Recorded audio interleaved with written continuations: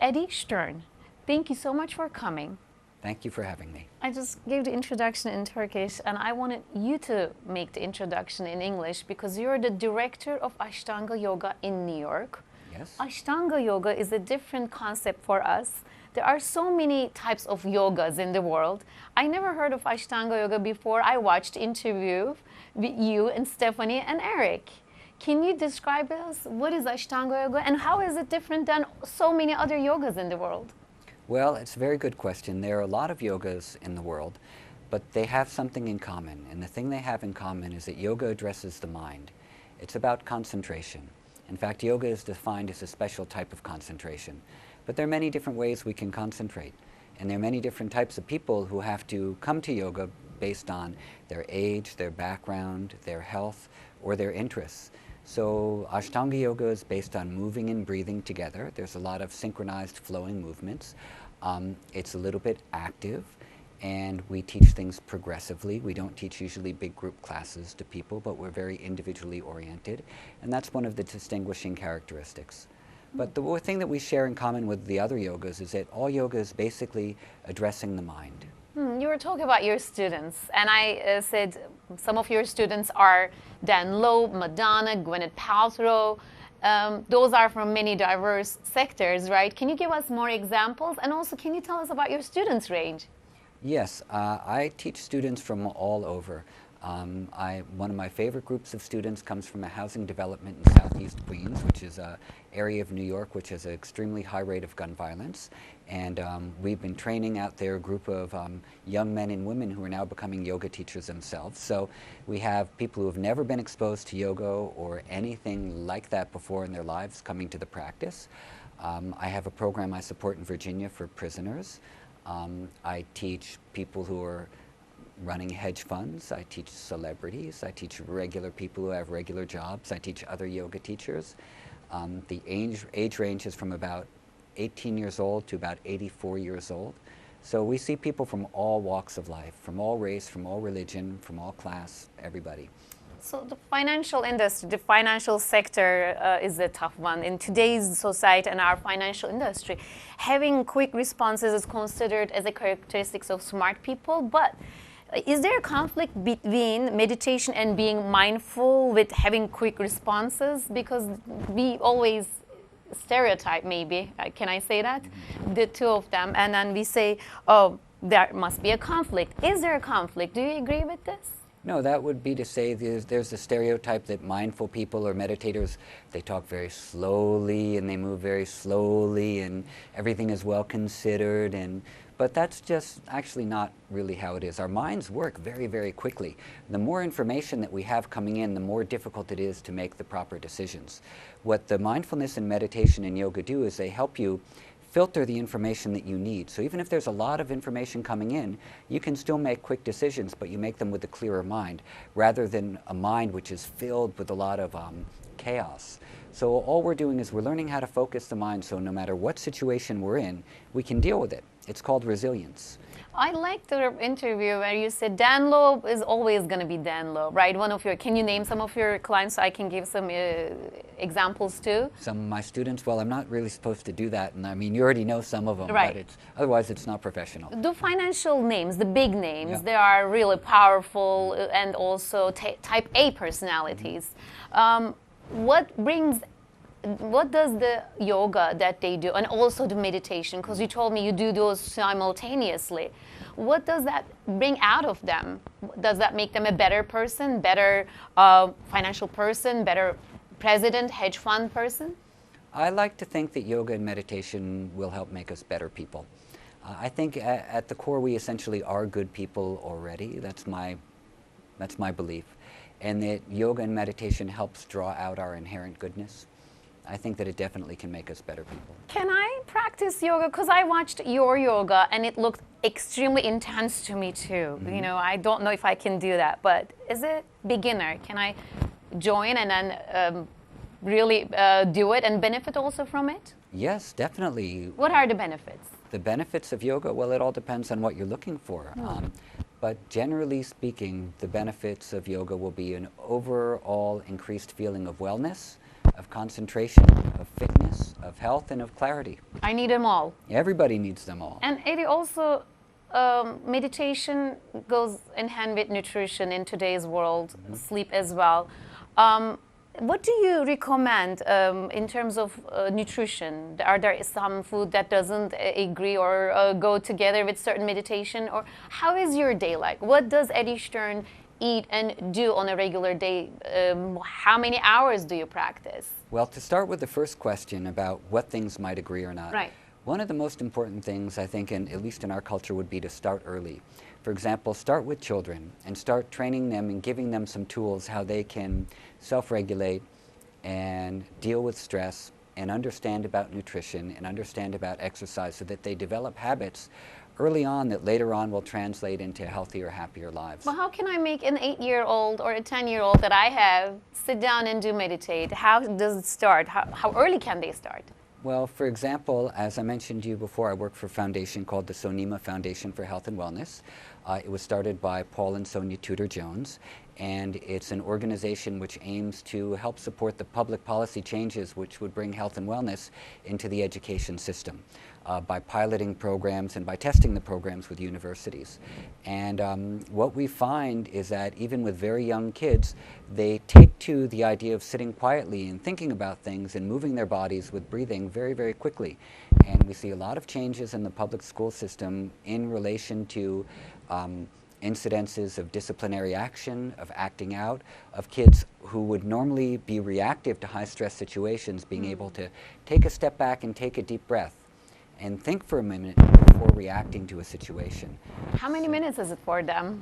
How many minutes is the meditation? For children? Well, we do about a 40-minute class of Really? a little bit of character development, meaning talking about ideas like perseverance and discipline and friendship and things like that.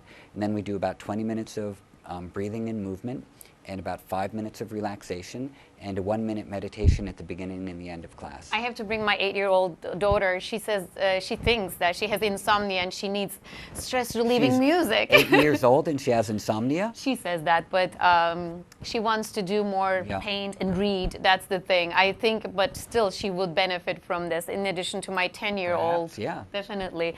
So going back to you again, how does your day start like, Eddie? We would love to know because you're the person who walks the talk and does everything that we need to be doing in this crazy, chaotic day in the world, right?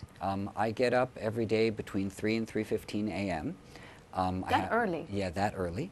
Why? Do you mind if I ask? Yeah, because I have to get my day started.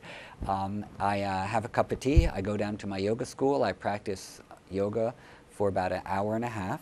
I do meditation for about 20 minutes or half an hour. And then I teach in my yoga school for about 4 hours. And then I spend the rest of the afternoon working on things for the Sonima Foundation, working on things connected with my school, answering email, all these types of things. And then I go home, usually sometime between 4 and 6 p.m. And that's my day. I noticed you said tea, not coffee. I have coffee. You do drink You just coffee. saw me have a cup of coffee. Okay, so because some people, especially in the transcendental meditation world, they forbid coffee totally, especially caffeine. Do you agree with that? Are you one of them? My teacher was quite fond of coffee. That's good. He said, no coffee, no energy. And then what is lunch? Just not too much. Not too much, everything moderation. Yeah. What is lunch and dinner for you? And do you also end up meditating before you go to bed? You said 4 p.m., right? Yeah, I don't go to bed at 4 p.m. You leave work. I go to bed at 9 p.m. Okay. I usually do not meditate again in the evening because I'm home with my wife and my daughter. So I leave all of my personal practices for the morning time. That's 6 hours of sleep over there. Is Yes. that enough? You know, it's generally speaking enough. You sleep at 9 and wake up at 3 a.m. Yes. And I feel pretty good. in terms of meditation, for a starter, like yoga, is there a right way to do it? How do you know if you do it wrong? I mean, as a person, as a type A person, me, I have hard time sitting down and concentrating or, you know, investing 5 minutes of my day into meditation. But I know there are so many of my friends who benefited from this. And then, you know, Madonna benefited from it. I should do it, I say to myself. What is preventing us from doing it? The only thing that's preventing you from doing it is the decision to do it and to stick to that decision. The only thing that prevents us from doing it is our mind, really. We make a decision to do something, and then later on our mind tells us, I don't feel like doing it now. And we listen to that part of our mind rather than the part of our mind which said we should do this. So just listen to the part of your mind that says, I'm going to invest 5 minutes of my day into meditation. And the word invest is a really good word to use here because, you know, imagine if you took $5 every day and you put it in a bank account, or you put it in, you know, Dan Loeb's hedge fund. That money is going to grow. And if you take 5 minutes to be quiet every day and just to be with yourself and to breathe, and every day you invest that 5 minutes into yourself, you're going to grow inwardly as well. You're going to be more calm, more peaceful. You'll have a better perspective on life. You'll be able to listen to people better. You'll be able to respond to situations better. It's a great investment. It's the best investment you could make. And is it also creating a habit, doing it on a daily routine that will also be coming naturally every day you do it, and then you just do it? This is how our brains work. Our I brains see. You've heard of neuroplasticity? Yes. Okay, so our brains basically will be molded by the things that we do habitually.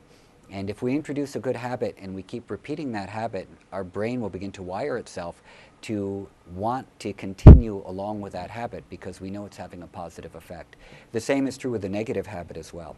Whatever we do habitually, it becomes a pattern in our mind, and then we want to stay within that pattern.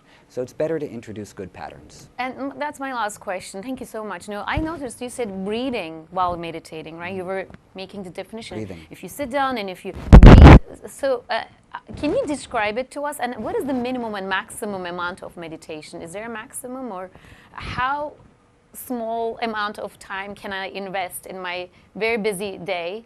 And then how much more can other advanced people do? And how does breathing take into it? I'm trying to see the whole picture of meditation from the experts' words. Well, it's a big question. Here are a couple of things. Number one, find a teacher. We need guidance for everything we do in life. We need guidance. So find a teacher. Number two, it cannot be online. Why not? It could be online. It could be. Okay. I teach workshops all around the world, and I have people coming to me and I say, where did you learn? And they said, I learned online. I learned on YouTube. And I say, oh, you're doing very well. But then at a certain point, they have to come and they have to check in. So you can check the form. They have to come and check in. So you could learn something online, but a teacher is the only thing that can give you feedback. Okay. Like a video can't give you feedback, but a human being can. So, and then, if you want to start on your own, try just sitting quietly in a quiet area of your house for 5 minutes a day and just mentally just follow your breathing. Just watch your breath as it comes in and watch your breath. Concentrate on your breathing. Don't even concentrate. Just kind of watch it. Okay. You know, if you're like just looking down at your hands or looking at a piece of paper, you're not concentrating on it, you're just looking at it. So just look at the breath coming in and out and sit with it and let your mind get quiet. And if you sit with no agenda for a few minutes, you'll start to get quiet. You'll start to feel peaceful. What's the purpose here? Because the thinking never stops. It's like a sausage machine. Yeah. It never stops. But can we slow it down? Or what is the purpose? Stopping the thinking or clearing the mind, being mindfulness? What is the general purpose? The general purpose is to be in yourself. I see. We have so much coming in from the outside world all the time that we get lost in the things that we think we're supposed to be, that we think we're supposed to become, the things that we think we're supposed to achieve. And a lot of it is imposed by the outside world. And so then we get confused. And then we get stressed out. Well put. So we just want to be quiet in ourselves so we know who we are, we know what we're doing, we know what we're going to do next, and that's it. That's the And purpose. now I know what I'm going to be doing. I have no idea. I'm going to leave and you're going to turn off the lights and meditate 5 I hope minutes. so. I have another interview. But any other message that you would like to give to the young generation and the viewers, and especially the parents like myself who are thinking of their kids to start? And you gave very valuable information. Any message that you would like, or any other information that you'd like to share with us? No, not necessarily. I think that, you know, generally everyone is looking for happiness, and happiness is found through knowing ourselves and being quiet inwardly, and in taking care of other people and relating well to other people. And I think that in my life, those are the things that I'm trying to work on. I'm trying to just be peaceful within myself and be with other people when I'm with them, and try to listen to people and consider others' happiness as well. And I think those things would lead to a better world. simple things. Thank you so much. I feel peaceful already with the goals of doing this meditation and also yoga. I really would love to come to your place and practice You it. are welcome anytime. Thank and you. I will be in Istanbul, I think, This is for important. one day on May 20th or 21st. I need to know that. Yep. So you can go to our studios in Turkey as Yes, well. I have a friend there, Khan Malta. He has a school there, and I think I'll be there for one day. Perfect. Yes. Pleasure to talk to you, Thank to you meet so much you. for having Thank me. you for coming. Thank you.